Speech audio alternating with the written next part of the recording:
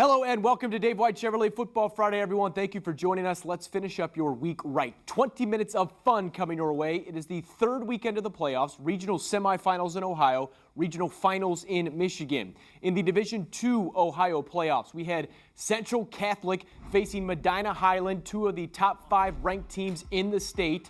Central had 3 turnovers in the first half. They were down 17-0 after the first quarter. Then it's Ty Clark getting it to Sam Lee. That's his go-to guy. Touchdown. It was 17-6 at the half. How about some more offense from the Irish? Chris Edmonds. Check out this run. Stiff arm, touchdown. Touchdown, Mr. Edmonds. Give me the flex. Yes, sir. Touchdown, 17-14. Irish aren't done yet. Clark back to pass. Sam Lee is open again along the sidelines. Look at this kid. You can't stop him. Touchdown. That made it 20-20. Same score. Big play right here from Dylan Fisher on defense. The big Paul knocking it down. He grabs it for the interception. Fisher does get the ball knocked loose, but the ball eventually goes out of bounds. That play was huge. Irish ball now. They push it down the field to set up kicker Cole Tischler. 5 seconds to go. The field goal is good. Game over. Tischler celebrating like Ottawa Hills and Michigan State kicker Michael Geiger against Ohio State circa 2015. Central, the 4 seed, beats the 1 seed 23-20. I just knew I had to stay focused and keep the same leg swing that I always have in practice and just stay straight and just put it through the uprights. It feels great that the team trusts me and comes down to the last kick and they have the trust that I can do it. What I like about my team that I got right now, we tough, we resilient. We went in the locker room, nobody pouted, nobody had their heads down going, oh, we didn't do that. We went in the locker room, we made adjustments, and obviously we did what we had to do. So here's the updated bracket. The 2 teams advancing to next Friday's regional final, Central Catholic and Avon. Those 2 last played in 2018. Let's go to Division I now. Whitmer versus Marysville, the team that took down Perrysburg last week. This one got ugly early. Whitmer was down at one point 35-7. Jaden Gibson scores on a touchdown here for the Panthers. But then watch this next play. Marysville's running back takes it 95 yards. Whitmer's season ends 49-14 the final.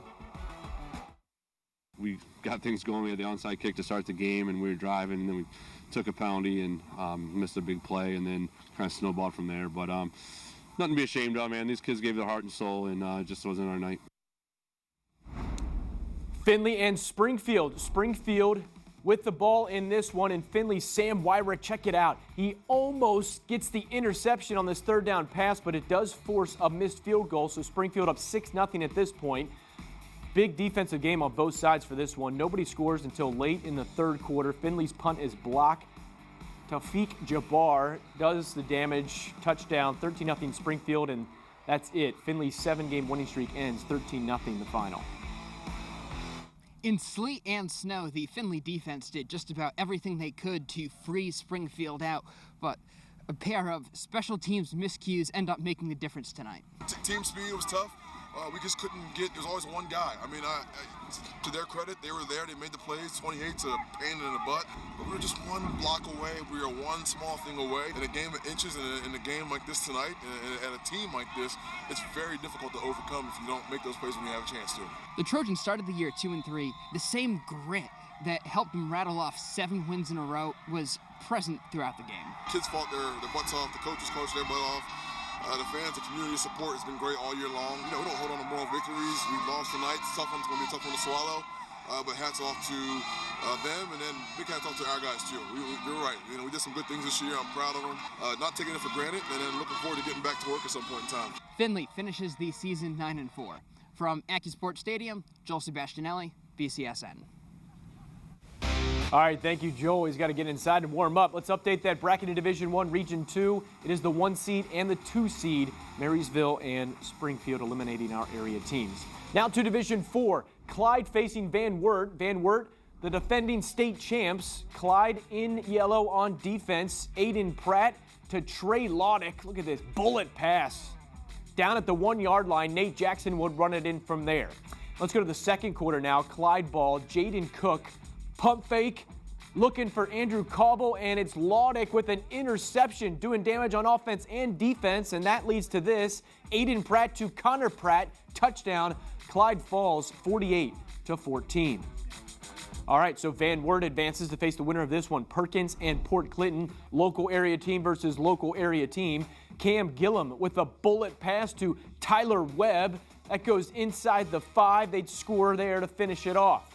Port Clinton's only loss, remember, this year came against Perkins in week 3. Let's go the other way. Perkins, Logan Lesh, deep ball to Jaden Rowe, touchdown. They take the lead. But then PC answers. We got Garrett Cornwell for the touchdown. Port Clinton gets the victory, 19-14. They are 12-1. So here's the D4 Region 14 bracket. The seeds do hold in this portion.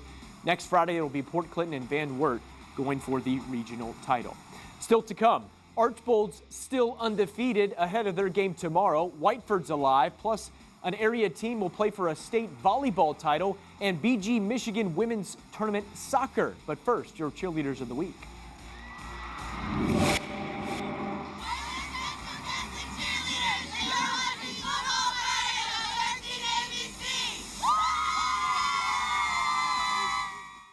Welcome back. Divisions 5, 6, and 7 play their regional semifinal games tomorrow. Archbold is expected to advance as the #1 team in the state in D6. Our #1 goal to start every year is, to beat our rival Wauseon, win the league title, and make a playoff run. And these guys have upped it. They want to win state. That's their goal. But, we got to stay grounded. It's 1 week at a time. It's focusing on Liberty Center right now. And I think these seniors do a good job of that. They've been through it. As you mentioned, we've lost some big playoff games before, so we understand, the humility of it. You got to learn how to win and how to lose. This year we had a lot of new guys coming in. They worked their butts off all off season to get to that spot, especially the linemen. We lost a lot of line. We have no seniors now, and they worked their butts off. I give credit to them. Archbold gets Liberty Center, a league rival. Archbold won the regular season game 41-7. We also have OG versus Otsego, Elmwood, Elyria Catholic. Cary takes on Crestview, Macomb, Hopewell, Loudon. That should be a great game at Bowling Green High School. Lima Central Catholic faces Eden, and Norwalk St. Paul takes on Warren JFK. In Michigan, it is the regional finals. Whiteford is taking on Everest Collegiate, a team they faced in this same spot in 2017 en route to Whiteford's state championship that season. Ultimately, it's going to be a matter of taking care of the ball and having great ball security. That's something we've done this year and we need to continue to do. We feel like the pace and speed that we play at is really critical this week. We feel like our schedule's prepared us for this moment, and we have to play fast in all 3 phases. We play some hard-mouth football. Like we're probably one of the tougher teams in the nation or the state right now. I mean, we'll go line up and just beat anybody in front of us. There's no competition. I mean, we're the hardest team to play right now. All right, good luck to the Bobcats tomorrow. The state soccer and volleyball tournaments in Ohio are this weekend. The Ottawa Hills boys and the Anthony Wayne girls soccer teams both making it to the state semifinals before coming up short earlier this week. The Liberty Benton volleyball team played in the state semifinals today and won over Cincinnati Hills Christian Academy 3-0. Karis Willow with 20 kills, Izzy Granger added 10, and Sydney Elsesser had 33 assists. LB will face Independence tomorrow at 3 for the championship. To the college level now, and the NCAA women's soccer tournament. Bowling Green made it in for the 4th straight year. Winning the MAC tournament 4 years in a row, they played Michigan in the first round tonight. Local players Emily Gardner of Anthony Wayne, Riley Clark of Clay, Lindsay Spots of Bedford, and Mackenzie Ortman of Southview all on BG's roster. These 2 teams played in 2019's tournament. BG lost 2-1. BG falls 3-0 tonight. Here's Britt Del Barba. Bowling Green saw Michigan earlier this season, setting up their schedules with preparation for the postseason in the back of their minds. However, Michigan set the tone earlier in this one, scoring the first goal of the game, but Bowling Green didn't back down. It all came down to the second half. That was the biggest difference. Just 15 minutes in when Michigan midfielder Nikki Hernandez scored the Wolverines' second goal. The game plan was to keep it as tight as possible, defend, not let them in behind, and it worked for long periods, but we gave a goal away off of a corner, which was disappointing. And then, the half-time talk, we get in 1-0 at half-time, and we're okay, we were doing fine. And then The goal was to keep it tight the first 15-20 minutes of second half, and when they got that second goal, it's going to be tough to come back from that. But no questions asked for the effort and the attitude from our players. We competed, we battled all the way to the end, but sometimes you lose to a better team, and they're a special team.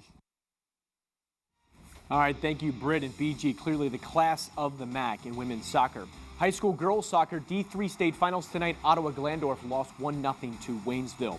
Up next, back to high school football for the Trifecta. Welcome back to Dave White Chevrolet Football Friday, playoff time, week 13 of the season. And each and every week we have the Trifecta, the best 3 plays of the night. Let's get to it. We'll start with number 3, Findlay and Springfield. Findlay tries to get the punt off, but it's blocked. Low-scoring game here, and Findlay's season comes to a close. Let's go to number 2, Perkins and Port Clinton.